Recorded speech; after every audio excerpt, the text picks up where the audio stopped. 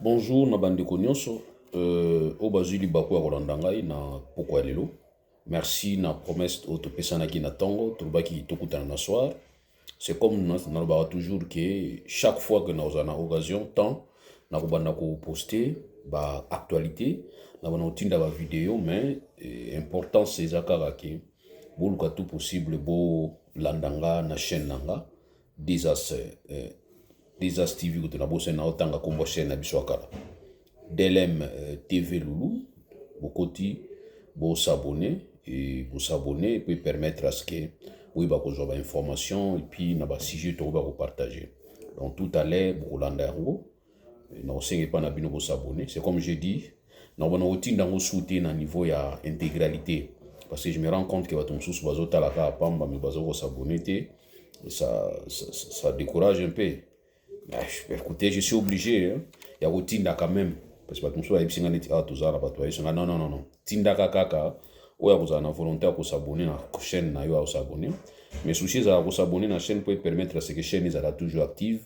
De manière à ce que vous allez aimer bah vidéos anakati pour être bateau bazali commencer à signaler ba chaîne ya bateau ils en ont pas problème té parce que ceux qui les loba signaler on en denga mapé et vous allez bien dire. Mais ce qui plus qu'il y a des cœurs, plus qu'il y a des j'aime, plus qu'il y a abonnés, pour tenir compte nango pour sanctionner inutilement parce que mon terme à congolais ils ont démontré et comme ils vont avoir prix Nobel ou tu as dit que dépasser batunion sur la record donc félicitations à congolais pour mon terme à alors les lots n'ont qui to bandila lisusu parce que ils ont actualité na Italie makambo ya changement ou bien modification à la constitution. Au fait, changement à la constitution et même à pays et quand on a la république mususu. Donc j'insiste, changement à la constitution et même à pays et quand on a la république mususu avec une conséquence au tabula rasa, c'est-à-dire compter à zéro. Ça, si vous avez des démarches où on a biso na pouvoir bani balanda, c'est vraiment la malhonnêteté. Ils ont malhonnêteté. Mais plutôt modifier la constitution, c'est bien. Et ça, en gros, parcours. Parce que, comme j'ai toujours dit, en fait, il y a un principe dit, les droits précèdent, les faits précèdent les droits. Donc, c'est-à-dire pour dire qu'il devrait d'abord voir les faits pour qu'il y ait droit après. Vous voyez, donc là où les professionnels sont toujours, là où il y a la société, c'est là où il y a les droits. Donc, ça dit, il faut d'abord qu'il y ait la société, après droit et après. Donc, il y a un autre lobby qui est société, après droit et après. Le fait précède les droits. Donc, makambo ya nan, vous savez constitution. Si vous savez constitution, vous savez la nengi moko kotambola. Mais vous prévoir nyon sauter. Vous avez makasi à prévoir nyon sauter, babi que ils a œuvre humaine. Vous avez makasi à prévoir nyon sauter. Vous prévoir ba grande ligne, ba grandes options. Mais na makati nango na kati applicabilité nango boko ko constater ba faille mike boko constater moment mais bémol mike mais né vous allez ce qu'on a possibilité boko noter yango boko étudier yango de manière à ce que tant boko la modification na mikolo goya vous pouvez modifier ça problème ce n'est pas interdit mais la constitution elle-même va donner des mécanismes nango koloba initiative ko banda ndenge ni pona ko modifier nga et puis alobi que article au bosimba ngote. Alors moi, vraiment, ça va m'éclairer. Il y a comme on a qui, batu oyo to défenda qui constitution, il y a comme qui non to respecter état de droit. Pour respecter état de droit, ils ont dit que non, je ne sais pas, to yembagango, non. Il faut to faire, to vivre ango et puis to faire vivre ango. Dans le sens que to la procédure où il signe rapport à modification à la constitution, c'est pas interdit. Mais surtout bani ko sala mon cadre moko ya ko batama. Moi, je peux dire que vous vous reprochez de quelque chose. Parce que si vous ne vous reprochez de rien, et que la constitution est à prévoir qu'il beaucoup modifier, je ne vois pas pourquoi il faut tout battre. Tout ça, raccourci à Mike, na raccourci boke poto, bosangisi batu bafanda ki bomoni ndenge nini. Bon, tout ça, la moi, commission, non, non, non. Constitution le bindi on a été, et le but initiative à modifier, on n'est pas président de la République, et on n'est pas Nakingani, et on n'est pas. Non, c'est-à-dire, voilà. Mais, bon, pesi, valeur nango. Vous savez, na ba poste nyonso oyo tout ça dans la République du Congo. Dans une république, c'est la seule institution où il peut oyo constitution epesi droit ya prêter serment na article 74 eza président de la république boyoka oyo président de la république alobaki chaque fois ke abanda mandat na ye président nyonso akoloba na oyo alekaki Kabila na oyo aye lelo Tshisekedi na oyo akoya lobi boyoka ndenge akoloba boyo moi exemple lelo Félix Tshisekedi Tshilombo élu président de la République démocratique du Congo, je jure solennellement devant Dieu et la nation. Donc quand tu prends ce genre de serment, tu le prends devant Dieu. Ce qui réellement bobanga nzambi ne to bisaki jomususu mutumo ayibisaki mutumo so za vraiment ya solo chrétien autosambela na yo na église ya dalo loba vérité. Donc moi aussi je peux dire ici que quand vous avez prêté serment, vous avez pris des engagements devant Dieu et devant la nation. Ça ça dit rappel peut-être bobosanaki d'observer et de défendre la constitution et les lois de la République. Donc premier engagement au président azozwa ngo liboso ya Nzambe et puis azozwa ngo liboso ya peuple ya nation, et ça d'abord il y a qu'observer et il y a que défendre la constitution et les lois de la République. Donc premier engagement yangwana. Deuxième engagement il y a que maintenir son indépendance et l'intégrité de son territoire, ya nation. Na ko défendre yango et puis na ko défendre la constitution ya mboka et puis na ko maintenir indépendance ya mboka na biso na intégrité na yango nyonso. C'est sûr moni ki mutako la te so ba botoli mboka isa chef de l'état parce qu'il y a prêté serment ya kolobaki na ko yeba ko maintenir intégrité ya mboka na biso. De sauvegarder l'unité nationale. Voilà peut-être il faut comprendre la sauvegarde de l'unité nationale. Donc le chef de l'État, au-delà des membres de parti politique, c'est un seul constitution, lui qui est chef de l'État, incompatibilité à jouer rôle dans le parti politique. Donc le chef de l'État doit cesser de réfléchir comme un président d'un parti politique. Le chef de l'État doit commencer à réfléchir comme un grand homme. Il doit commencer à réfléchir comme un papa de tout le monde. C'est un seul qui va présenter que je suis élu président de la République de tout le monde, et ceux qui m'ont voté et ceux qui ne m'ont pas voté. C'est ça qu'il faut comprendre. Donc il faut tout simplement sauvegarder l'unité nationale. Pour sauvegarder l'unité nationale, on peut aussi faire l'appel. Les chefs d'État peuvent faire l'appel. Mais normalement, le président Mbokanabiso, Félix Tshisekedi, Félix Antoine Tshisekedi, c'est comme si bazana lire moko na parti politique na ya ko kanisaki so bengi mutu yako edenga isa faiblesse. Non. Wana peut-être yo mona ngo faiblesse. Mais ceux qui président de la République azali ko benga tout le monde ko baki na sengi na mutu nyonso aya ko apporter. Na sengi na mutu nyonso ako luba. Puisque quoi apporter zakati na ya fa tibe tombe. Non, parce que bino réflexion na bino comment limiter na sens wana.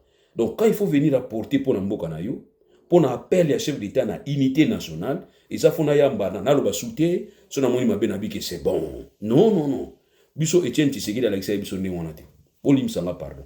Etienne Tshisekedi a yebisa biso ne wana te. Poto wana livre moko ya comment na esprit na biso, ya ko yebisa biso il faut tous se comporter face à un pouvoir violent. Etienne Tshisekedi a yebisa biso. C'est ainsi même ça que quand vous dites qu'il y a une opposition à péter, sachez que cette opposition à péter ça face à pouvoir à péter. Parce que ce pouvoir est à ma casse, opposition est à ma casse. Dans le sens ni, dans le sens que vous mati di korobi no nyonso. Vous allez ko sala musala et musala les homona. Mais quand vous empêchez les autres de parler, vous empêchez bango ya kotinda quand même batu ba mal à l'aise na batu ba zoloba. Moi je pense que c'est normal beaucoup de na opposition à péter. Opposition peut à péter ça, opposition à péter. Tout ce que vous venez de dire, les promesses au PC Lelo, on a désengorgé, ville, embouteillage aussi. Quand c'est l'opposition de Yamonati. Nous, l'opposition est à la structurelle, que bureau, statut, membres, drapeau. Non, ça c'est l'opposition structurelle. Mais opposition conjoncturelle, opposition organisationnelle, ils allient. Il y a un concept peut-être ainsi. L'opposition structurelle existera déjà. Bureau, armoirie, drapeau, membre, siège. Wana opposition, il y a structure. Mais opposition conjoncturelle, les alliés, opposition, il y a mpasi. Opposition à nini? Guerre na Est, il y a opposition. Nzala batu, il y a opposition. Nzala ya batu, il y a opposition. Batu. Salaire, batu, futa mamala, il y a opposition. Enseignant, batu, futa mamala, il y a opposition. C'est ça l'opposition. L'opposition, il y a et son habit organisationnel. c'est manque justement ya kochaba organisation na mankambo o bino bozosala. C'est déjà l'opposition. Ça dit quoi? Ils ont s'opposé contre ba posa na bino. Parce que posa na bino tambo yaki boyaki les peuples d'abord. Mais quand les peuples se retrouvent tant, les peuples se retrouver, mais c'est ça l'opposition. C'est-à-dire il y a un blocage. Et ce blocage, ça ne vient pas d'un parti d'opposants au Basangani pour bien bino blocage. Non. Mais il y a des conjonctures de bloquer bino. C'est l'opposition. Parce que bino souci na bino zani, bolinga ki ba observa tuke, il y a pas l'opposition na RDC. Opposition a pété. Bolinga bo mona batwa za na nzela, ba ba nosala ba marché, ko buka biloko, ba journée ville morte. Comme ça vous avez raison. Il y a ko ba ki moyen de ça les athées parce que vous nous avez pas permis de travailler. Si l'opposition est comme nango pété. OK. Il faut une opposition à structure comme il a pété. Tondimi. Mais et l'opposition conjoncturelle. Je ne sais pas ça a pété. Opposition conjoncturelle. Mon colonie bo lembisa yango parce que faut bo lembisa yango yango pe. Bo lembisa ka ba fayu te ba Moïse bazolo ba soute bino beti maboko bo gagner te. Parce que bango ba lembi menzale lembi te. Bango ba lembi embouteillage lembi te. Donc voilà pourquoi na bisi bino que faut pas bo réfléchir na sens wana. Ya koloba ki ato sepeli opposition zate eza soute comme pété. Biso nde IDPS nde tuzaki na opposition. Mais réponse à opesa IDPS za sous opposition te. A comment na pouvoir? Maintenant, IDP, ça commence à opposition à Sika. Opposition à Sika, c'est à la peuple et comment opposant. Opposition à Sika, comment manque à salaire à enseignant et comment opposant. Opposition à Sika, comme une insécurité, et ça opposant. Opposition à Sika, comme une guerre à Est, et ça opposant. Donc, pour vous dire tout simplement que, dans un langage à Goulouba, il ne faut pas avoir des langages à faiblesse, autosatisfaction, c'est-à-dire quelqu'un qui se masturbe, voilà, des années de masturbation. Ok, comme pèse c'est moi yomoko. Makambizo bonga bien teka yomo mona makambi bonga. Ils appellent une façon à se masturber. C'est-à-dire aux omi pèse c'est tout le monde a zolé la mais yozolé la té. Mais au contraire, ce qui na kuzu, au mona ka toto tamula na rythme tisekedi. Ça veut dire quoi? Ça veut dire quoi? O mbo zo bonga té. Oh, mais yo ya moto ba na public. C'est-à-dire bozo na courage à ça fait Félix Tisekedi que mona mai awa en tout cas simbité. Mona mai po simbité po na boui. Ça ce n'est pas péché. Ce n'est pas un péché. Nous, c'est ce que nous avons toujours vous dire. Nous allons toujours vous dire que ah, ce qui simbi, mais tant on a vu ça, que biso ba o tout contre le coup d'état. Eh mais parce que oui, nous avons contre coup d'état, nous avons pas coup d'état parce que na coup d'état ba kufa ba inosa ba kufa. Pourquoi coup d'état? Pour na nini coup d'état? Pour na nini coup d'état? Na lingi na coup d'état té. Au moins que en ce moment là, o sanga que na ça différent na ba mususu. Na ça différent pour parce que ça ndenge nanga. Mais toutefois, nous avons critiqué au moins na malamute pour permettre biso. Donc voilà, entre autres, devoir de ne me laisser guider que par l'intérêt général. Ce qui n'est pas vrai dans RDC. Intérêt général, les autres dirigés sur RDC. Parce que ce qui est intérêt général, les dirigés réellement RDC, mais tout vous sentez qu'il y a sectoriel, hein, sentimental, il y a copinage, illumination, il y a fantaisiste. Donc voilà pourquoi on a dit qu'intérêt général est à son sens sawaté. Et respecter les droits de la personne humaine. Mais moi je ne les sens pas.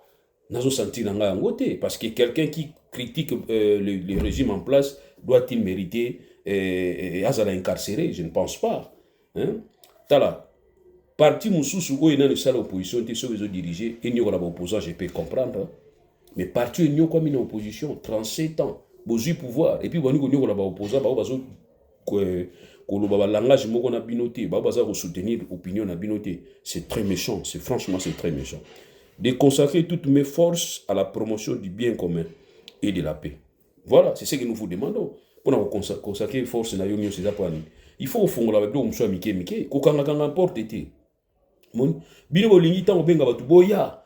Donc, bien quand on va signer, ou bien on a signé au lobité, au lit moutaya. Si on a été aux aratéti, non. L'oban a moutou clair, au salim discours, au baké non. Voilà, on en tant que chef de l'État, nous avons lancé des signaux qui permettent de comprendre que nous sommes à l'aise. Nous avons signé des signaux pour libérer bango. Voilà, pour l'andeli, et pour pour opinion, mais c'est ce que le président sénégalais avait fait, mais c'était trop tard. Président les lois ça président na Sénégal na premier ministre na bazayina ba problème bazayina ba cacho ba mo se mbalé bazayina ba cacho mais qu'est-ce que le président va faire à la fin? C'était à la fin. Oh non, bato na prison na bimsa bango mais bato bimsa bango pour nani oh ba bazana ba problème mike na ba kanga ba mo prendre ma politique mais siko na RDC to na bato bakangi bango mpona makambo politique baza kuna siko bino bolingi bato mosusu babimi libanda baya kozonga par contre bao baza na kati kuna bakangi bango na babimi te mpona bapolitique. Attends, bato mosusu baza na kati bakasho wana basali makambo grave te bakangi bango siko bao basali makambo grave bapiro wana piro lo azonga mais bakangeli koto likolo ye baotinda ata avion oyo aza na espace congolais baotinda ata avion likolo ekinokanga ye. Donc mpona koba tout simplement ke crainte wana ezosalaki lelo oyo le chef d'état azali kotia baforce na ye mpona promotion ya bien-être ya bato te epuis ya kimia ya bato mosusu te et remplir loyalement et fidèlement en serviteur du peuple les hautes fonctions qui me sont confiées. Loyalement, ceci c'est la loyauté. Il faut être loyal. Quand vous remplissez vos obligations, il faut être loyal. À un certain moment, il faut avoir même une certaine loyauté. Vous voyez, mais malheureusement, cette loyauté, tout le monde en côté. Aujourd'hui, quand vous avez renversé le régime de Kabila, pendant que vous étiez dans la coalition, tous nous avons parlé de déboulonner. On n'a pas utilisé le mot trahison. Mais aujourd'hui, il suffit seulement que Moutoumou Kazaki n'est pas na bino, aba na réfléchir au la bino souté, ou bengi traître. Ça, c'est pas normal. Voyez-vous, c'est pas normal. Donc, pendant tout simplement que ici, j'ai retenu la loyauté pour dire que le chef de l'État, en tant que chef de l'État, et na pouvoir naïe, la majorité na gouvernement naïe, beaucoup na initiative, ya ko modifier la constitution, ce n'est pas un péché. Et vous allez toucher l'article Oyo, pour monique, vous permettre biso. Mais quand j'ai entendu parler que la constitution nous bloque, c'est là où on a tika kimouké. La constitution bloquait un pays. Constitution est guidara pays. Constitution est à Moussaka Mboka. Constitution est bloquée à Mboka. Mais si vous constitution est bloqué Mboka, ou soit, ma canissa Moutiza bloqué, Azo Basou Kambako Sarate, il faut aider. Tout ni côté, ils ont bloqué à Yo Isa, Nini, Tissiko Tofani Togi à mon nom. Or, dans le cadre de la proposition, il y a proposition de projet à modifier la constitution. Il faut y avoir une motivation, il faut y avoir un élément. Il faut permettre que les gens soient lingaka yote na mutia mabe, na batu soient lingaka yote na mutia malamu, ba yeba makanisa weza nini. Mais ngai tozali permis batu tozako lo banda tango Kabila. Kabila modification oyo sali ya constitution. Ko modifier en 2011, to moni opportunité na ngote. Ngai ndeko na bino oyo nazako leka na ba télévision na ba radio pour confirmer. Nous avons soutenu que la modification telle que faite par Kabila, c'était fantaisiste. Et c'est là qu'il y a une modification en violation même, il y a première volonté, il y a législateur en 2006. Nous avons démontré. Moi, j'étais à Kinazo démontrer en gros. En tout cas, je ne crois pas que j'ai eu des problèmes avec Bato Kabila. Parce qu'il comprenait que je restais dans la science. Mais bino lelo bolingi muto atika na science te. Donc muto afingaka bako kangai, muto atika na réflexion bako kangai. C'est ça où on comprend pas. Moi je peux pas tolérer muto aliki na tizo beniko finga bato. Non, moi je peux pas, je suis pas éduqué comme ça. Ya ona baka bato so bakanga bango po afingaka. Na yebisa bango ke butiki bango de pourquoi. Ko kanga bango. Mais muto aliki na télévision asimbi constitution, a expliquer constitution que non, o busali eza bien te. Fallait busala ngo boui. O busali eza bien te. En tout cas Kabila zaki na mérite wana. Ça, on peut peut-être dire ça. Azaki na mérite wana. Nabite kazaki malamu, mais je te dis qu'Azaki na mérite ako yoka mutuazo loba pour na makambo ya constitution, makambo ya mboka, et puis atikali na makambo ya mboka. Batu wana en tout cas, tozaki na bakini, tozaki mingi menacé te, hein. Ah mais oui, hein. Tozaki menacé te. Te, on passait na ba télévision. Là, on a ba massa muso ba journaliste, na autant na ba kombo na binote. Vous avez tout na ba question, tozo tout à Kabila, surtout tout i Kabila, bino bozo sauter. Mais oui, caméra zo like ça, oti muzo sauter. Les lots tant toujours tout à Tshisekedi, dit car on est toujours tout la Kabila, to minga mona ba journaliste on a mususu. Attends. Donc c'est vous avez même ba journaliste était tout ba ndengona. Donc aujourd'hui, bato bazo tout à Tshisekedi, bazo utiliser constitution. Bazo like ça ba défaillance à Tshisekedi, ba dérapage, ba dérive na ko simbaka constitution, bato na boko inquiété bangote. Beaucoup déranger bangote. Par contre, muto azo le kabani ko finga papa Tshisekedi, mama Tshisekedi, nzoto na ye, ma vie na ye, wana en tout cas, libre à vous. Je peux dire libre à vous. Mais quand quelqu'un vient pour réfléchir, pour dire que ici ça ne va pas, voilà ce que vous devrez faire. Muto ande on a beaucoup menacé ndenge ni. Mais oh, biso toujours vraie menace na ebisa yo. Toujours vraiment. Donc nous avons vraiment été menacés, heureusement. Donc voilà pourquoi je vous dis et je répète pour dire que la modification de la constitution c'est pas un péché. Mais les changements, attends, qu'on change la constitution, ça, ils ont toujours remettre tout à zéro, toujours à grand risque, et puis toujours se permettre à organiser que le lendemain vous allez bien tant que le lot tout ça sur n'angote. Vous va nous dire quand vous voulez changer, quand vous voulez innover, il faut être sûr d'avoir tous les éléments pouvant permettre à ce que vous contrôlez l'innovation. Mais si vous avez l'innovation, vous avez une ça, mais vous avez la sûreté, parce que vous avez mes frères et sœurs, c'est une grosse erreur. Voilà pourquoi on a dit que modifier la constitution est ma bête. Ça, je soutiens pour dire que ce n'est pas ma bête. Mais qu'on changer la constitution, bisiga est ma scopé sa solonné yangwan. Pendant que modifier la constitution, Kabila aussi l'a fait. Kabila tant que une modification de la constitution. Nous avons dit à Kabila, Oyo Sali c'était de n'importe quoi. Et on a même démontré pour dire que Kabila va remettre en cause la volonté du Constitution de 2006 quand le Constitution de 2006 va instaurer la décentralisation. Et il va même nous donner les principes généraux, soit les principes fondamentaux pour la libre administration. Parce qu'il faudrait la décentralisation, ils allaient qui mode de vie, ils allaient qui préconiser. Pourquoi ça a été préconisé? Parce que lors des travaux préparatoires et élaboration de la Constitution en 2006, il y avait des courants où ils allaient passer entre les fédéralistes et les unitaristes. Il y avait des fédéralistes où les RDC comme fédéralisme comme mode de gestion. Maintenant, il faut trouver juste le milieu. Raison pour laquelle ils se sont dit, tout le monde d'abord un système à mais avec comme mode de gestion la décentralisation. Pour permettre à la province et se gérer dans deux institutions na bango ko to bengi exécutif provincial na assemblée provinciale na bango pour permettre to kende malé vers fédéralisme. Voilà option oyo bato bazaki nango yango to adopter ki na niveau ya constitution na biso. Constitution na biso et biso liberté urbaine. On a dépouillé au chef de l'État tous les pouvoirs que le chef de l'État avait dans le cadre de gérer. Et on va dire au chef de l'État que vous ne gérez pas plus, vous allez seulement gouverner. C'est ainsi au monde qui va botter le chef de l'État. Et puis, nous avons affaires étrangères. Le lobby nous avons affaires étrangères. La commission domaine de concertation. Mais or, hier, c'était domaine de exclusivité à chef de l'État. Total armée, total diplomatie. Mais aujourd'hui, il faut que le chef d'État collaborer avec le Premier ministre. Il y a un moment où un système semi-présidentiel. Dans le système semi-présidentiel, le président est élu dans le suffrage universel, c'est-à-dire directement la population, et le Premier ministre doit être choisi dans la majorité au niveau du Parlement.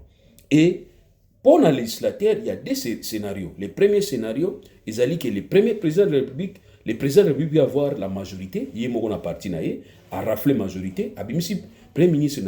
Deuxième scénario, ils ont dit que le Premier ministre peut échapper, c'est-à-dire la majorité peut échapper le président de la République, finalement, majorité poni, et puis on s'en a auto bengi coalition, on travailler dans la idée à législateur. Mais, ce qui est vrai, to comme on a un niveau qui te permettre na kati politique que des adversaires politiques au bayoka na kate ba fanda bisika moko ba diriger mboka. Ce qui du point de vue idéologie et simbi na RDC, c'est parce que justement na RDC tout ça na idéologie. Pourquoi na bini wana? So ok na union sacrée. Okuta batumso bazana kati kuna bazana tendance unitariste. Okuta batumso bazana kati ya union sacrée bazana tendance fédéraliste. Bana kati basangani. Batamsa mboka randeni. Parce que deux tendances égaux à la bisika mon côté na kati ya majorité pour batamsa mboka à moins qu'ils aient la coalition. Et cette coalition faut la définir bien avant. Et la définition de la coalition, et permettre peut-être de empêcher. C'est comme je le dis en France. Non, nous avons une expérience en France. Et on a dit que nous avons livre les pour nous avons une expérience en français. Vous allez vous rendre compte, ils disent déjà que Tosangani, juste pour nous empêcher RN, Renseignement National, il y a les peines, ils ont la majorité. Juste pour nous. Mais, la divergence na biso, ils ont toujours persisté. Ce n'est pas un nouveau parti politique. Ce n'est pas un regroupement politique, mais c'est plutôt juste un regroupement électoraliste pour empêcher un adversaire au biso tout au monde qui a mal. Mais entre temps, biso me repète on a une divergence na biso. Autre bito terre en on a basali front social nouveau ce qui front social NFS nouveau front social. OK. Mais si on a un nouveau front social na bangwana, ba divergence eza makasi. Mais ba lobi non non non non non. Toi soir ngona. Toi empêcher mon mbalo na zoya. Renseignement national. Soit toi empêcher bango, après on va voir. Ceux qui doivent continuer tout. Mais entre-temps bazo ko élaborer un programme simplifié. Où il permettre bango ba ko présenter na population. Boutana maïli na bango. Mais union sacrée. Tant bangula libosu salamaki. C'est-à-dire tant ba renverser qui makambo Kabila. Basangani komaki adhésion ya batu nyonso même ba gouverneur bazala ki obligé ya ko adhérer basala ba auto bengi ba acte d'allégeance na bango na nouveau pouvoir ya Tshisekedi tango renverser ki Kabila na projet na bango alliance na bango contre nature ya FCC cash akomi ko obligé ba gouverneur ba ko sala allégeance pas na bango et bazui ba membre nyonso oya Kabila o bazaki na kati ya parlement o ba yaki comme mutra opinion na ye na idéologie na ye ba traverser na union sacrée tant bazaki ndengona on n'avait pas parlé à trahison, c'était le déboulonnage. Ah ben oui, mais aujourd'hui quand les gens commencent à réfléchir que non, moi j'ai réfléchi boye na so réfléchir le rôle la binoté et commis trahison jusqu'à tel point qu'ils ont levé moratoire pour tout ba traite parce que ici traite zaka traite o koti ba ngunate mais tout celui qui azo kofana na union sacrée à lobby qui na longo na union sacrée peut déjà apparaître comme un traître. Donc voilà peut-être faiblesse au boza na ngona. Donc j'insiste pour dire que la modification constitutionnelle m'a bête parce que nous devons être obligés à modifier constitution au Kabila modifié qui na 2011. Tozo ni sa ngona volonté ya législateur na 2006. Parce que autant la bakamusu Kabila sala qui a été ma province, ils ont seulement touché biloko constitution à 2006 à Botola qui président Mobutu. Entre autres, la province ils ont une autonomie financière. La province, bazouaka 40% na ba recette nyoso ba osala na caractère national, ba ngba longola 40% na bango etikalaka. Ba kozwa pe ba oya bango ya compétence na bango provincial ba sangisi yango, ba misi budget na bango na kati ya mbongo. Siko balba ki boy, soki budget na bango na eza ya kolekana. Mbongo ekotiza moke. To pesi exemple dans le sens que budget à Congo central les a $1000 et que Congo central a lokoti 40% de la taxe où il y a 1500$, il faut que Congo central a une obligation à cause 500 les kaniwana à boire une caisse à péréquation. C'est ça qu'on a instauré même système à péréquation, caisse de péréquation. Alors, toujours deuxième exemple, ceux qui province Moussou sont budget n'est à $1000 mais il y a réalisé qu'à 900. Bakozwa siko na kati ya 500 wana balekisaki na caisse à péréquation balongola 100 ba compléter faut ça la 1000 na province songolo wana po yipa ko sa budget na. Donc souci législateur les alaki ki ba province nyonso za la pauvreté que toutes les provinces ba se retrouver na budget na bango nyonso ko projeter akozwa yango abanga te parce que côté mususu mbongo ekolekana soki mbongo elekani te na kati ya péréquation que c'est le gouvernement a un système to benga crédit de développement à couper sa crédit à développement pour permettre à ce que à combler et puis bah bandi ba osala après et le roi ni Kabila ni Tshisekedi mutasali ya wazate Kabila sali ya mote Tshisekedi a salité on a benga bomba frère si à moi baza ba jimote jimo eza batumi balé ba botama na nini et vous allez ba bimi libre hein ba jimo moko za na nord muso za na sud mais ba siamo ba kanga na place moko ba kanga ma place moko ndenge moko na régime ya Kabila na ya Tshisekedi ba frère si à moi donc même régime même comportement même réflexe même soki nini baza ndenge moko donc on a mon bango ba jimote sont des jumeaux mais si à moi donc voilà pourquoi on a dit que ni Kabila a salaki makambo ya caisse à péréquation ni Kabila a permetaki ba province il ongola ba 40%. Tshisekedi tango yaki to kanisaki papa lobaki le peuple d'abord ya koti kuto abami ko nyata bisika mususu Kabila nyata kite. Donc voilà pourquoi pour vous dire tout simplement que législateur avant 2011 azaki na posa qui province à la libre province à la malamu etambola ndenge ko tambola législateur alingaki te que président de la république abanako ko dissoudre ba assemblée provinciale législateur a kanisaka te na makanisi na ye na 2000 avant 2011 que un ministre n'avait bien un ministre il y a intérieur abanda ko imposer ba gouverneur au nom de quel principe je ne sais pas na ko bafouaka principe auto bengi ba principe fondamentaux ya libre administration ya ba province ils allaient réglementer la province au tambola et eux ils allaient définir relations ils allaient exister entre la province et le pouvoir central. Même dans la constitution ils ont la réglementation ils allaient la qui s'habille sur comment est-ce que province au tambola na relation ni province à ça na gouvernement central. Nous ça la moisati les loyo ba poni ba mini ba poni ba gouverneur loi et lobby qu'il faut bazwa ordonnance ya investiture ordonnance à investiture point c'est tout bani musala mais comme il faut bazela batinda message à vous ba message et je vous informe gingani na komi aller à vous signer ministre intérieur ils ont prévu c'est pas prévu ils ont prévu quand un gouverneur est élu nyonso l'équipe contentieux l'équipe tout confirmé c'est fini terminé les chefs d'état vont signer la ordonnance azana droit vont signer la ordonnance à pas pour investir point c'est tout moi na maiki no banda musala sala gouvernement na yo mais awa il faut baser la nan et puis musuba il faut aller na séminaire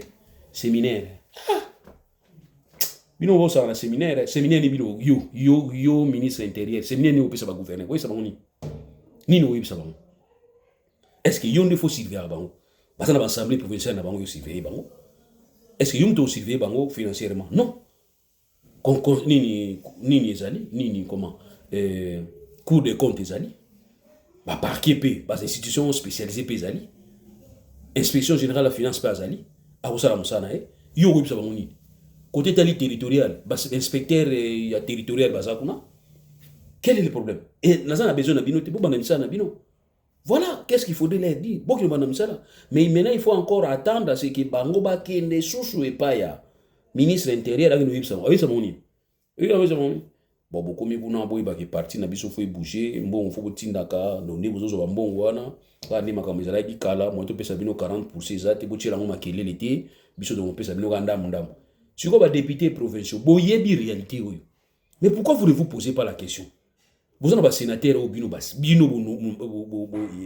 votaki mais vous qui pas sénateur on a mutu sénateur mais qu'est-ce qui se passe boy ça gouvernement central atinda ba mbongo et puis biso de bloquer mbongo na biso à partir là boy ça biso nana on sala binoni ceux qui assemblée provinciale ceux qui exécutif provincial boyokani bolobi ki mbongo to sali awa yiko kenditi to bloquer ngo to longoli 40% na biso ndenge conseil baki gouvernement central on sala binoni on sala binoni mais comme bino boza wana bino nyonso boza batu ya ba flatter boza wana ba flatter bokosala o bino bokosala te bokolinga osala te fo bolatala o kishasa etinda bino voilà pourquoi nga province na ngai na kota na magamba politique na bango te oh yo kota na province na kota te parce que nerva nga na okoma impoli pour rien je peux devenir un impoli bana olobi atumabe ya mo na kota la politique ya province na ngate pona mona ngo za tellement na sous-traitance on vous sous-traite avant audition faut kishasa tango bimisa ma cabinet on batne so uta kishasa mutu moko bomona na kati on fanda kuna na mboka na bango zate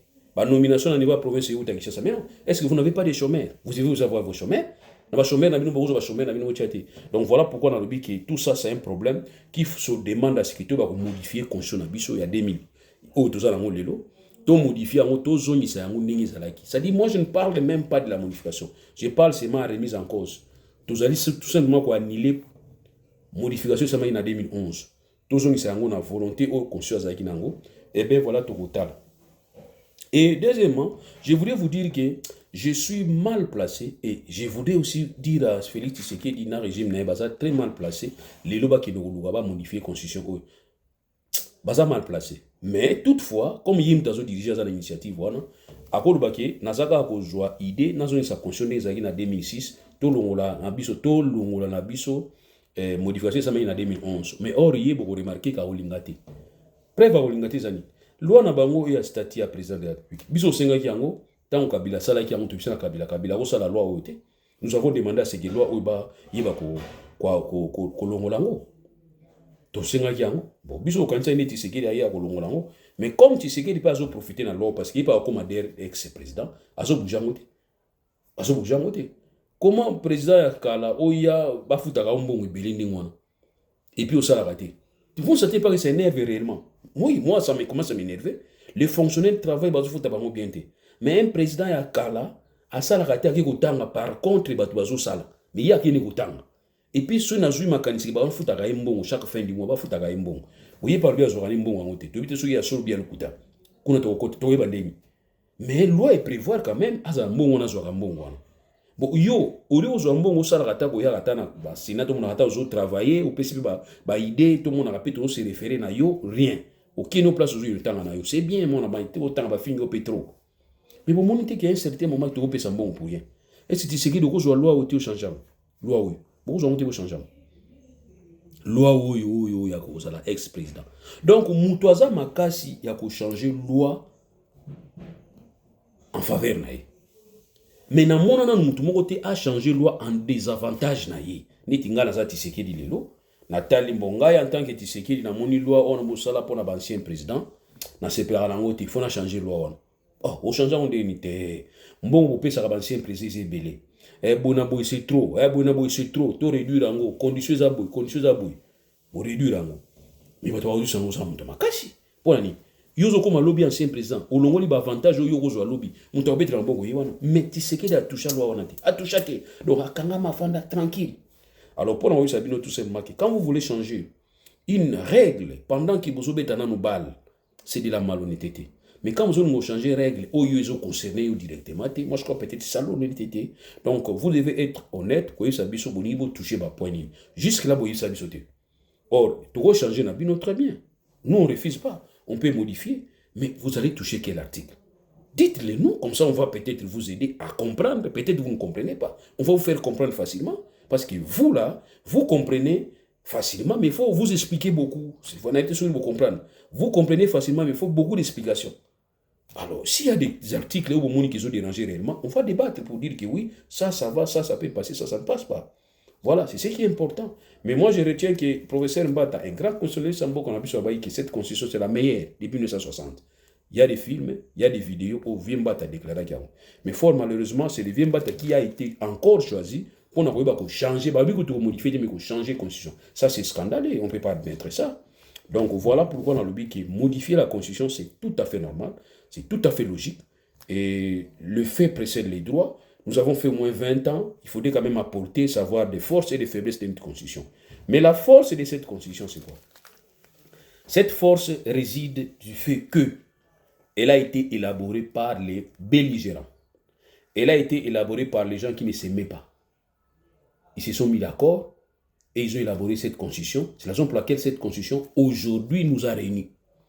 Alors si elle doit être modifiée, je pense et j'estime avec raison qu'elle, en principe, doit être révisée quand ensemble, il faut, comme on dit, le parallélisme des formes et des compétences.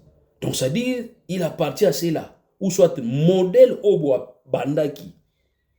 Modèle Obo Bandaki pour ça la constitution. Ils ont même modèle Obo Banda pour modifier la constitution. Mais quand vous voulez le faire seul, en créant une majorité bidon, une majorité bidon Obo Salaki, vous voulez nous prétendre que c'est ça la logique de changer cette constitution, qu'est-ce qui va se passer? Vous allez remarquer que vous allez vous embrouiller. Et vous allez peut-être remarquer qu'un jour, que vous avez la légitimité, dans l'acte que vous posez plus tard. Ça, c'est ce que je vous dis. C'est très important. Si Félix Tshisekedi avait eu la confiance du peuple, c'est parce que ça, il faut qu'on se le dise. On se disait que nous sommes devant une situation qu'on n'avait pas prévue. Kabila nous a tous roulés. Parce que nous, on croyait que Kabila va faire un passage à force. Il va forcer, imposer son Chadari. Mais finalement, il va... Parce que même l'IDPS aussi va nous rejoindre pour dire que Kabila Tamboli a Luki, Tali parti à Sérieux, à Monica à IDPS. Donc ça, on ne doit pas nous dire que nous avons la mauvaise foi de vous dire n'importe quoi. Non. C'est vous qui avez confirmé. Nous, on croyait. Mais nous avons été réconfortés par vos déclarations en disant que Kabila a Luki parti à Sérieux, à Monica IDPS, a payé au pouvoir. Donc nous avons compris qu'il y avait un deal. Ça, vous venez confirmer seulement dans nos inquiétudes et nous avons finalement compris que c'était la vérité. Alors, Kabila nous a roulé. Il nous a roulé parce que nous, on se disait peut-être qu'il faut attendre que Chadari passe pour qu'on puisse renforcer. Mais Kabila va nous rouiller et puis rouler plutôt, il va placer la personne que nous souhaitions passer. Et finalement, il Katibiso, signe la force à revendication, ça nous a coupé la force de revendication. Finalement, il y avait une légitimité qui s'en est suivie. Rappelez-vous, Ouabenga a calmé Kotaki. Kimi Kotaki. Ça, c'est cette légitimité que j'ai toujours dit à nos frères qui soutenaient à un certain moment dire que Tshisekedi a perdu les élections. J'ai dit oui, il a perdu légalement et aussi politiquement, mais d'une manière légitime. C'est cette accalmie qui avait suivi la programmation de nos Tshisekedi. C'est ce qui m'avait étonné. Et c'est ce qui avait fait que topé sa confiance et pas Tshisekedi pour dire que bon, essayons avec Tshisekedi, est fort malheureusement. Et il était question que le peuple va rappeler que Papa Loba qui est le peuple d'abord. Et il y a qui n'a pas Tshisekedi. Et je pense que ceux qui ont dit mais c'était lors et prestataire de serment, le peuple a rappelé et Papa Loba qui le peuple d'abord. Quand on vous rappelle quelque chose, peut-être la personne qui vous rappelle s'est dit que vous avez oublié. Ou soit semble comprendre que vous êtes dans une mauvaise voie. C'est la raison pour laquelle il va vous rappeler, attention, Papa Lobaki, le peuple d'abord. Et je vous informe, ce qui peuple a réalisé qui a boit qui dit Tshisekedi, que Papa Lobaki, le peuple d'abord, parce que mon équipe Kabila, Pembe na Tshisekedi. Non seulement mon équipe est en prêter serment, mais les déclarations qui sont dans le sens que FCC n'a cache pas ça, les coalitions. Nous, dernière parole, tout ça, nous avons Tshisekedi pour Kabila. Arrêtez-moi ce bonhomme. Ramenez-les-moi, ligoter. Moi, c'est la dernière déclaration de Tshisekedi Naïbi pour Kabila. Il n'a jamais crié à ce bonhomme. Mais l'IDPS va faire un contrat honteux avec FCC. Il y a une distraction. Et puis finalement, à une décision de se débarrasser de la Bango, tout ça, c'est bien. Parce que lui, quand il négocie avec une personne, un individu, ça va. Cette personne-là est sainte. C'est comme c'était le cas avec Kagame. Quand il parlait avec Kagame, il riait, souillait avec Kagame. Kagame, Ndoki, tout ça, ils incitaient les gens de Nyangalakat. Mais quand Kagame l'a trahi, il va se dire que Kagame c'est un traître. Il va commencer presque même au bord, même à la frontière à l'insulte. Et maintenant, tout celui qui va dire non, Kagame Azana m'a bêté devient traître.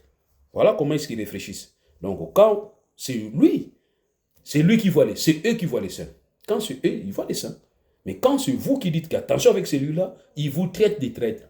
Mais aujourd'hui, c'est renversé. Maintenant, c'est nous qui sommes des traîtres parce que nous leur avons demandé de quitter cette structure de EAC. Nous avons dit attention, lisez bien les statuts de EAC. Il y a des clauses qui ne clochent pas. Mais ils ont dit non, vous ne voulez pas la paix, voilà. Eh bien voilà. Aujourd'hui, tout celui qui dit bonjour Kagame a des problèmes à République du Congo. Mais est-ce que moi, je dois être obligé d'haïr tous les Rwandais? Non. Moi, je l'ai dit, si je dois avoir les problèmes avec Kagame, c'est avec Kagame.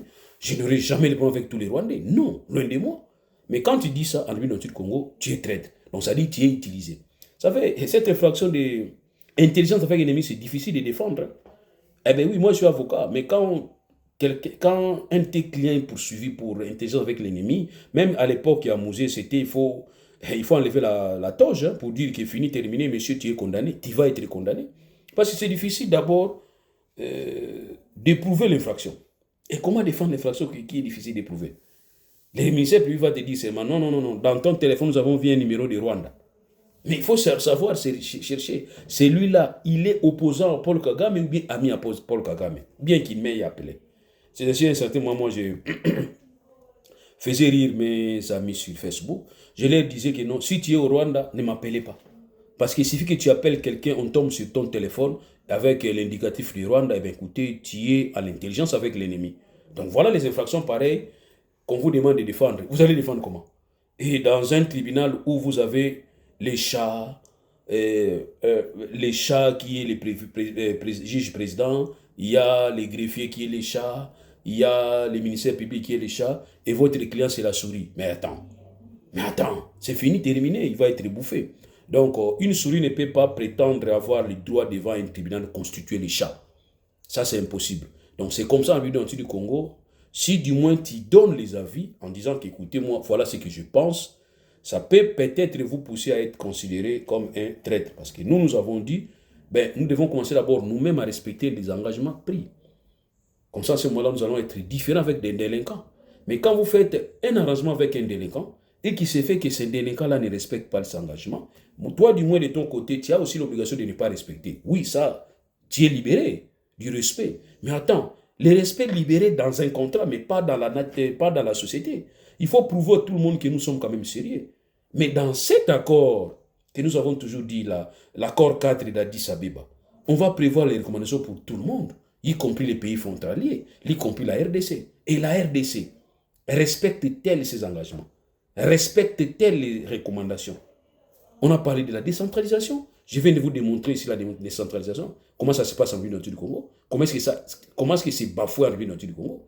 On parle de la réconciliation. On parle de la réconciliation.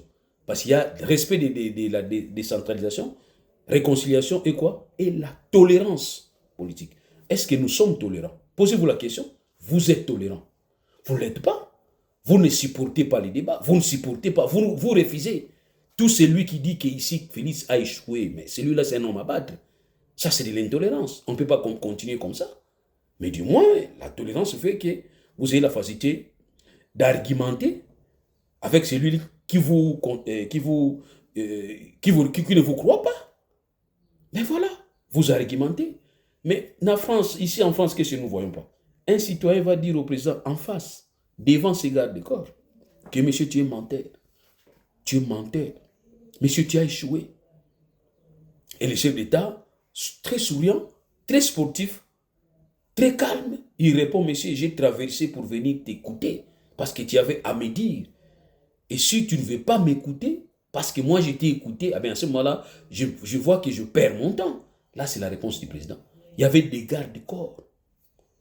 Mais essaie de dire ça en République du Congo. Tu es un homme à battre. Nous avons vu Tungulu qui a été presque tué par Kabila. Et lui d'ailleurs, il a pris une pierre parce que, attends, il y a des situations qui peuvent même te faire perdre le contrôle. Et nous avons compris, il était tellement à bout, il prend la pierre, il y jette. Et puis finalement, il a été tué, pas suicidé, parce qu'on ne peut pas se suicider avec un lacet. Ouais, aujourd'hui, mais quand vous exprimez ainsi, il y a des fatwas, parce qu'en République du Congo, il y a des fatwas. Quand vous dites qu'il n'est écouté, Tshisekedi n'a pas réussi, Tshisekedi a échoué dans tel point, on vient te dire que monsieur, on va s'occuper de vous. Quand on dit ça, c'est une façon de te dire qu'on va te mettre en danger, on va te mettre en difficulté. Donc, pour dire tout simplement que moi, je pense que si Félix Tshisekedi et son régime veulent réellement modifier cette constitution, dans le cadre de remettre à jour, c'est-à-dire ce que le constituant de 2006 avait prévu, moi je suis d'accord, parce que nous avons tous regretté la modification de Kabila de 2011. Kabila a semé la merde dans cette constitution. Si aujourd'hui Tshisekedi pouvait penser à ça, eh bien nous allons l'appuyer, nous allons dire que oui. Ça aussi c'était notre souci. Depuis 2011, nous avons signifié à Kabila. Kabila n'a rien fait. Kabila a tout simplement piétiné ce que 2006 a interdit à un président. Donc nous sommes maintenant presque dans un système totalement présidentiel. Ce n'est plus semi-présidentiel parce que vous allez vous rendre compte que le Premier ministre, c'est un simple porteur de mallette. Or, la Constitution de 2006 prévoit que le Premier ministre doit être le formateur du gouvernement. Et j'ai posé une question à notre sœur du Congo central, Maman Judith. Je lui ai posé la question. Si elle est sincère, si elle prie Dieu, qu'elle me dise que ce gouvernement, c'est elle qui avait pris les noms, c'est elle qui avait placé les noms. Elle va vous dire non. Si elle est sincère, elle va vous dire non. Si elle est malhonnête, elle va vous dire non, nous sommes dans un système, un nouveau système, dans un système qui veut qu'on puisse avoir l'autorisation, la bénédiction des autorités morales qui vont placer. Mais ici, vous allez remarquer, quand Kabouya va vous dire qu'il a envoyé la liste au chef de l'État et que le chef d'État aussi, dans son pouvoir discrétionnaire, avait aussi placé ses ministres.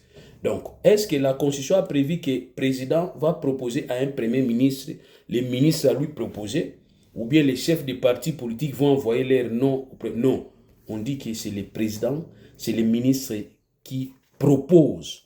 Le premier ministre va proposer au président. Donc, la liste doit venir du premier ministre. C'est ainsi que vous allez remarquer le dernier gouvernement d'Etienne Tshisekedi, c'est Etienne Tshisekedi qui avait proposé les noms. Il a dit à Mobutu, tu m'envoies les noms. Envoie-moi les noms, je vais voir qui je vais accepter. Et vous avez même vu le gouvernement de fin vieux Kizenga, quand il disait Yandive, Yandikaka, Yandive, Yandikaka. Donc c'est qu'un premier ministre doit avoir à dire. Mais quand le premier ministre doit être comporté de mallettes, là nous sommes dans un système présidentiel. Donc nous sommes déjà en plein système présidentiel utilisant la constitution qui prévoit le système semi-présidentiel.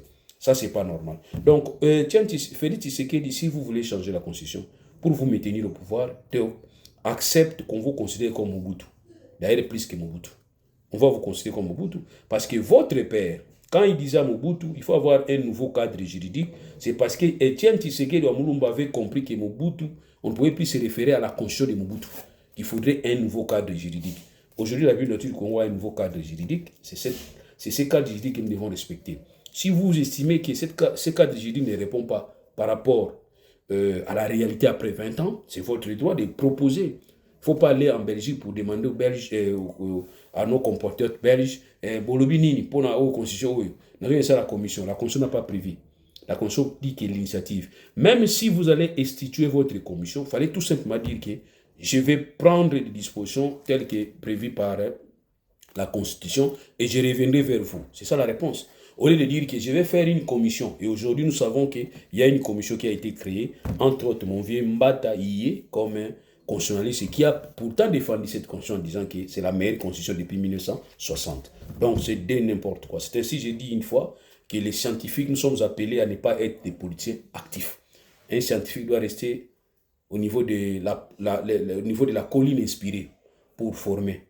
Et nous devons être là, nous les scientifiques, en attendant que les gens viennent nous consulter, comme c'était en Israël. C'est les rois qui montaient vers les prophètes. Mais aujourd'hui, les prophètes sont en train de porter les mallettes, sont en train de cirer les chaussures des dirigeants. C'est ce qui est regrettable.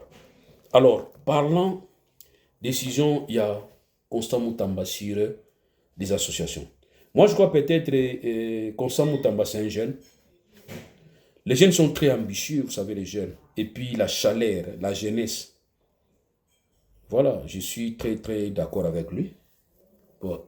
Nous aussi, on est jeunes, vieux. C'est entre milliers, parce que si on dépasse déjà 50 ans, je ne sais pas si on doit se considérer toujours être jeune. Mais selon Érigé, les dessinateurs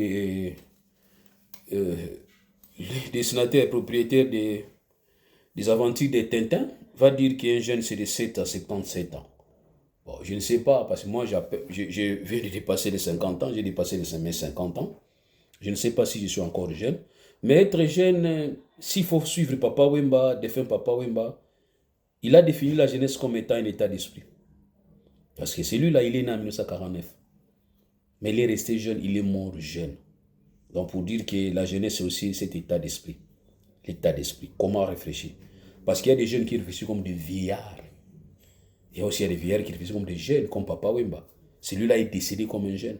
Je l'apprécie beaucoup. Trop de mes souvenirs à ce vieux-là. Voilà. Je l'apprécie très bien. Donc pour dire que Constant Moutamba, en avant, n'a pas pris le barbar toujours. À sa gêne, il y a un dynamisme.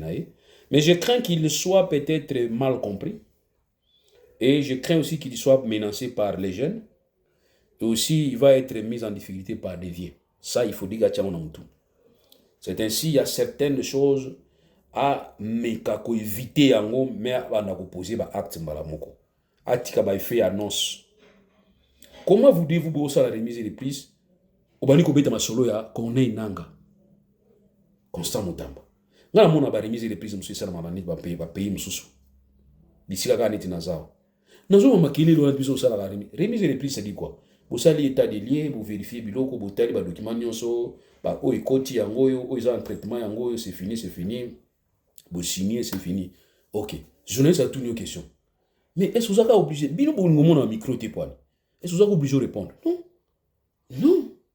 Ou répondre que oui, nous venons faire la remise des prises et nous félicitons la sortante. Bah, moi, je vais voir dans la mesure du possible parce que c'est la continuité. Et puis, je vais travailler en symbiose, en harmonie avec le gouvernement parce que toutes les décisions vont être discutées en Conseil des ministres. Le reste, ça va. Vous aurez peut-être des nouvelles par rapport à ce que nous allons commencer à faire. Point, c'est tout. C'est fini. Non, je suis là. Je vais poursuivre Kone Nanga. Je vais poursuivre Kagame. Je vais faire ceci. Je vais faire. Si comme on y a un bateau, on va jouer malheureusement musus na solo na kutale. Kubamikae, kumamikae. Wa lobi ke avant mutakota ba hotel banini il faut livrer à kubala na bia ah mais attends. Oh non, à lobi ba église nyonso il faut ah oui, attends. Oh à lobi ndenge za mutoza ba suki ebele. Ah attends. Oh à lobi. donc bato bami ko créer makambo na ya solo na ya lokuta. Mais or tout le monde a un dynamisme. Kene no malembe ko papa. Tu as tout ton temps. Gouvernement na bino iparité ko sala ceux qui 4 ans et demi. Yo fana na yo so ça no bien ba ko reconduire ba reconduire ki mwana mai liao. Ça no calme, ça ko s'impressionner te ko impressionner batute. Ça la musala. Congo za tellement munene makambo ça les ebele. Ezebele na Congo. Alors kende na malembe bandiawa OK. Parce que aussi bien otiki ba aussi mso bleu bilo utika tika pe wa isoki au salé le côté. Donc il y a plusieurs réformes que tu as dit toi-même, qu'il y a plusieurs réformes. Au moins na sepela na mwana mbali moko na mi gouvernement na bino. Mwana mbali moko na gouvernement na bino. Ministre des Finances, Doudou, je sais pas si Doudou c'est ministre des Finances. Il vient avec ses réformes ou à comment il y a un livre.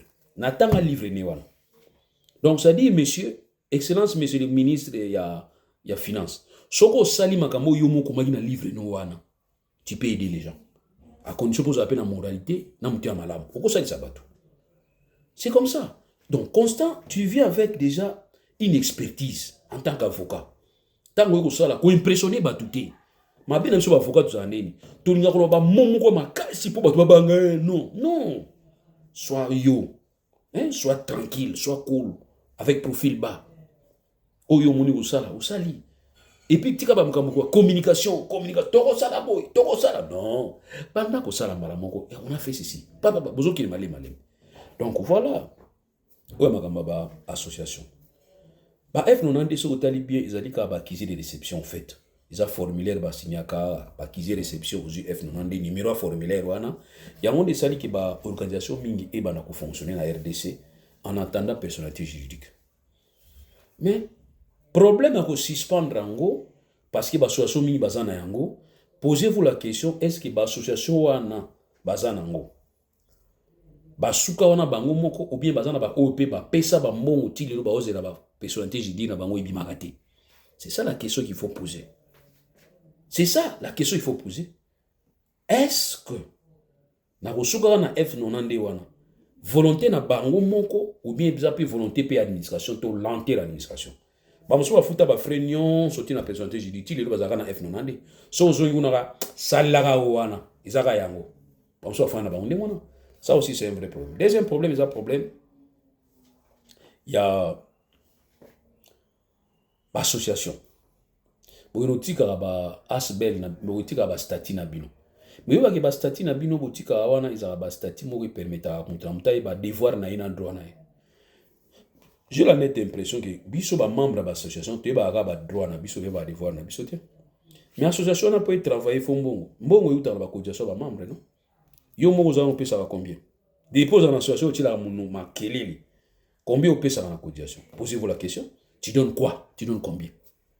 Mais so tebe tu achara makeleli mingi za batu bachara mo. Ya ba mbongo makeleli, mbongo mabendeza makeleli trop. Poser en valeur te. Baza batu bachara makeleli mingi. Donc la vraie condition pour vous permettre l'association de vivre les aliba cotisation et wana il faut vous avoir très carré. Ya ko baboy. Tu prends parole, il faut l'accepter va réciter. Mais c'est comme dans un pays, une organisation internationale. RDC, nous avons soutenu l'organisation de Bélépouani. Cotisation, ils ont été, à foutre la tête, bâtir Pembeni. Dans l'association, nous avons fait des années. On a voté dans l'Assemblée, on a décidé de faire un montant. Ok, il y a un papier, là, ça va preuve qu'il faut vérifier, oui, il faut qu'il y ait un compte dans la salle. Il faut qu'il y ait un fonds de bande. Au moins, on va faire des bandes de Bélé. Il faut que les mines. Nous avons une équipe. So, Televita, Imana, Derry, Barra, et ça, tout le monde a les mines, il monter. Mais le pays n'est pas payé, par exemple, en France.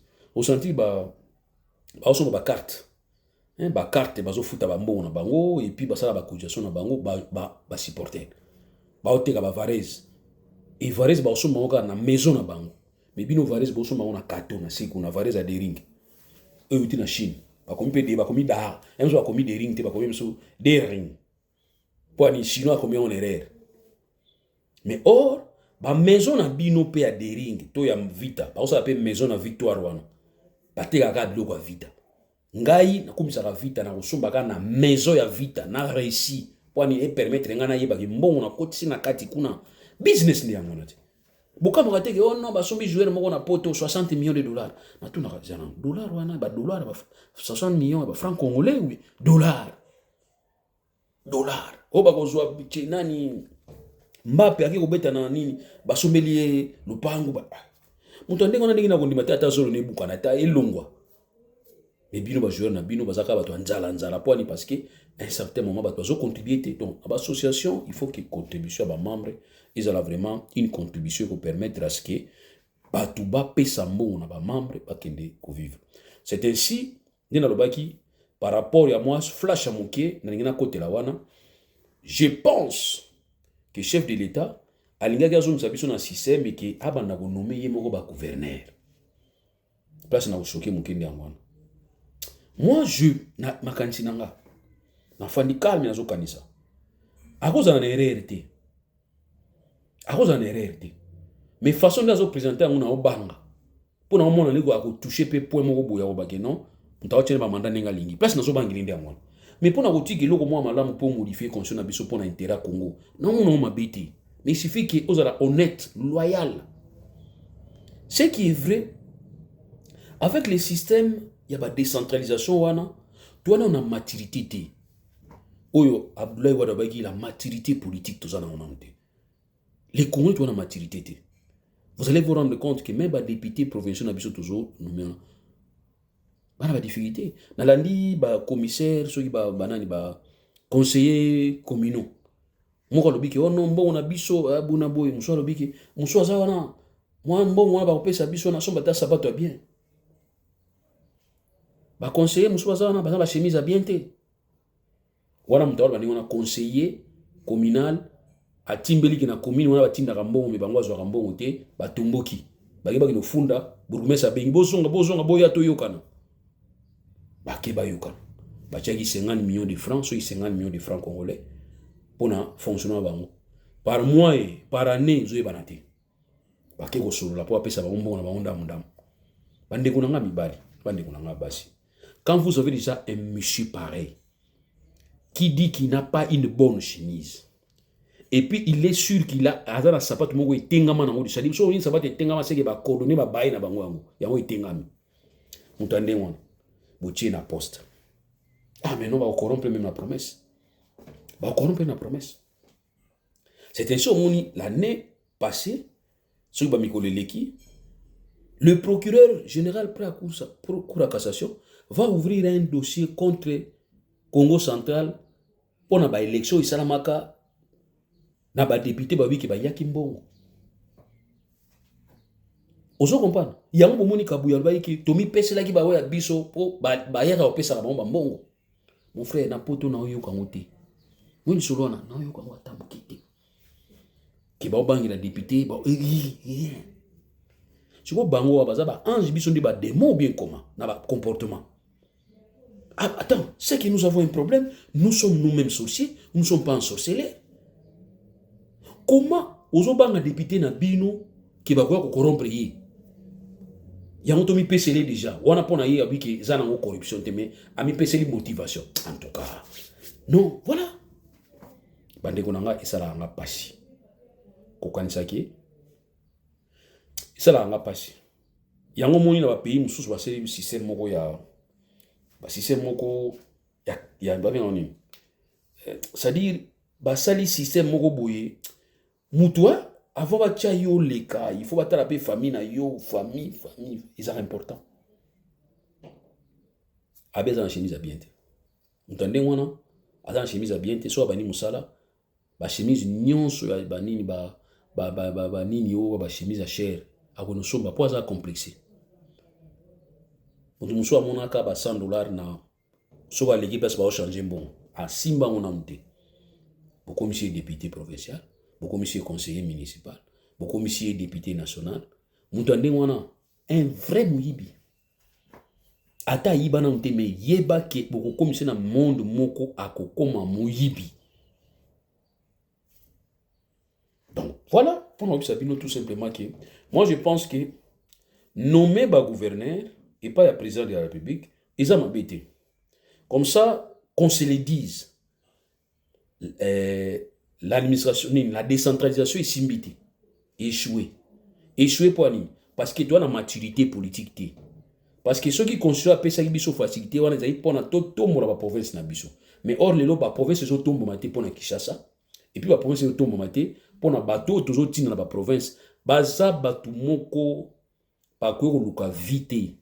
On ne peut pas comprendre mutu ya koluka vie na politique. On peut déjà comprendre que mutu azali na mwa parti ya vie na ye déjà tango aye na politique aye ko compléter akoyiba bino muke. Mais mutu aza na ba négatif na vie na ye aye ko koma tia mata na zéro apa bani ko mata boza na problème. Donc pour dire prendre ça dans ce sens-là. Comme ça, je pense que vous en a facilité à le président est responsable. Parce que c'est lui qui avait placé le gouverneur. Mais il a toujours des avantages et des désavantages. Moi, je ne dis pas c'est ça, mais moi, ce que je pense, à un certain moment, pour dire que cette idée-là que le président va nommer le gouverneur, je ne trouve pas ça non. Ma capacité. Parce qu'avec nos assemblées provinciales, d'abord, ils ont le bambon pour rien, et puis ils ont dérangé pour rien. Ils ne font absolument rien. Basa na bango le côté. Basa na le côté parce que basa pe wana bazo c'est la mbongo na bango. Et on ba pauvre gouverneur basa kana problème. C'est ainsi on ba gouverneur bazo yi bambongo ebele poani. Il faut satisfaire ba députés provinciaux, il faut satisfaire Kinshasa, il faut satisfaire bato ba bini na bango parce que basa pe na bato ba bini na bango. C'est comme na Congo central na lobaki yango botala. Grâce Bilolo aleki, félicitations. Ba mtia mabe ponga grâce Bilolo na yebi papa na bango, père na bango aza transporteur. Ngazaki na monde ya ba monde ya ba client belé nazalaki conseiller juridique nazalaki relation publique na ba monde wana a transport ezako ya mingi ya établissement maswangi établissement maswangi ya vena bango d'ailleurs na somba mutuka mo pas vena bango remorque mo na somba pas vena bango zo ki ne Belgique. Abisinga petit sumba karo combien atekelanga folar abina kabelu yango combien pesanga période na 7000 abayi 10000 ngabi vient na 5000 abite bakisa 10 na kabelu remorque vient na bango na tekelanga ngo vie bilolo. Donc ça dire azali mwana ya pire vient nga defin vient nga defin vient na pire vient nga donc na ba atekelanga remorque te makabela nga remorque papa na bango akabela nga remorque pona sumba ngo folar et pas père na bango. Donc nazana souvenir à papa na bango, mais ils ont ma musala, na wibisi ka bonne chance, mais je ne pense pas qu'on réussir. Je ne pense pas pourquoi. Parce que azawana aye ko kota na système oyo et permettre à mututa travailler. Ndenga zaboui, il faut instruction na Kinshasa. Ndenga zawana ata ko tia directeur à cabinet na ya, ko tia conseiller na ya, ba ko tindeli bato. Ndenga zaba uta Kinshasa. Ndenga zaboui, il faut mbongwe matanaki et matina qui après président kotala na premier ministre na ministre finance combien ba kozon ci la bango so apesi bango pe muke faut ba merci tu go entre temps on obi merci OK na assemblée ba bi à part na biso za pour besoin ndambu te motion allez bozu ba petit na bino wana pourquoi na ba petit ba petit na bango bana ba petit na bango petit ga bazo bini na bino lelo ka bango ba itizaka contre bango wana déjà prophétie na pesa bino boko mona ka ba o ba bina ka wana kabango bato babini la tout bango bateli la tout bato babini la Justin bango bateli la Justin bato babini la Guy bango bateli la Guy bato babini la lelo bilolo bako telemela yelo bi bondi mati boka mo bino moko. Alors voilà ndenge tambola ba cycle wana tambola ndenge siko ngani na okota place ndenge wana za po finisa ngalobi so biso miteo na biso za mukuse to bundaka na ko bunda pour rien. Il y a un homme qui politique à Congo central à Kota Angote. Donc on ne fait rien sans venir de qui. Tout vient de qui. Tout alors. T'as la preuve d'abord ministre intérieur de Bengi Bango Kinde. On m'a notifié. Pour la constitution en Congo. Natangi la nini. Natangi nini. Natangi décret. Oh il y a nini pourtant ce qui nini fondamental voilà pas principe fondamental de libre administration j'ai pas vu natangi en tout place moi rubi qui pour qu'il pas premier ministre a notifié bien on notifie biso ni yom to nomaki biso président de nommer bango te président de a tsaninde ko investir bango ordonnance a nommer bango te le président ne peut a ça la nini ordonnance car bato ba présenter pas ya ou ça va voter à élu na ba assemblée. Mais yo il faut on notifier en ligne qui binonde non yo confirme ça na pouvoir confirmer ba monter yo ma moniter liote rien tali ministre intérieur te ya on ministre intérieur mo kala bio na kangi parlement assemblée provinciale pona nino kangiango Alors voilà pourquoi, pour vous dire tout simplement que voilà l'idée Nazaki non, je ne vois pas mal ce qui demain ou après demain te apporter modification pour nous permettre tout simplement que à un certain moment, parce que globalité, cadre macroéconomique, ils ont un niveau parlement et que le parlement est bimi si majorité bimi, il bimi si premier ministre est chef du gouvernement pour na Congo Mobimba, président de la République élit Congo Mobimba. Mais tu peux dire qu'à mode je suis pas gouverneur, tu mets la décentralisation ici mbité. Ici mbité pour ni, et kaboli biso davantage. Pour nani, so dans la province nyonso, aucun gouverneur école mususu. Na bi so côté ni simbi, na bité. So moni na ki na part ki les allemands échappera biso na côté tali tribu. Mais na ba luba, gouverneur muluba. Na ba Congo, gouverneur mu Congo. Na bangala so iba Swahili, gouverneur. Donc place nyonso bokende, okutaka école wana. Après, le gouvernement provincial na bango, il y a un moment où tu conçois qu'il faut tenir compte de la représentativité territoriale. Donc, l'exécutif provincial, il faut tenir compte de la territoire. Du coup, c'est un acte déjà anticonstitutionnel. Ah, mais oui. Pour moi, je vais le sujet. Article 1, les articles anticonstitutionnels. Beaucoup de gens gouverneur qui a pour na province kaka na territoire. Non. Non. Donc, l'exécutif provincial est représenté par tous les territoires. Et les territoires, dans le Congo central, province, ils ont un territoire ébélé. Ils ont un Congo central, ils ont 10 territoires. La province, ils ont 4, 5, 6, ils ont des difficultés. Mais tandis que dans le Congo central, ils ont 10 territoires. Et dans 10 territoires, on a place de target, donc limite plafond. Il y a un gouverneur, il y a un ministre provincial. Donc, il y a des listes. Mais tant que les listes, il faut tenir compte de la territoire, la représentativité territoriale. La carte électorale ou bien la fanda. C'est une carte électorale. Alors, si vous avez une carte électorale, vous ne sentez pas qu'à l'encontre même article 30 na biso que Congolais soient installés ici à Lingi. Et mais dès lors installés ici à Lingi, eh bien écoutez, monsieur, tu as les droits. Eh mais oui, tu vas installer en France. Bikri baza installé en France déjà va intégrer bazo sala ba élection na pays na ba Belgique na moni ba congolais musu d'origine congolaise pour bino ba de nationalité azapi na aye. Donc pour dire que muto afani na kati ya territoire a comme pe membre de territoire wana okopekisa ite comme ministre provincial na compte à territoire wana mais kolekati ça ne passe pas. Ça on dit ça déjà zola sabisoki et ça déjà la séparation. Donc, c'est que décentralisation n'est pas simbité. Alors, tout le monde est na moi comme on a que Mobutu azaki pas na tort ya kozwa gouverneur na volonté na ya tinda na ba province mususu. Aujourd'hui qu'on de ville la Kikanda. Des fins qu'on de ville la Kikanda félicitations paix à son âme.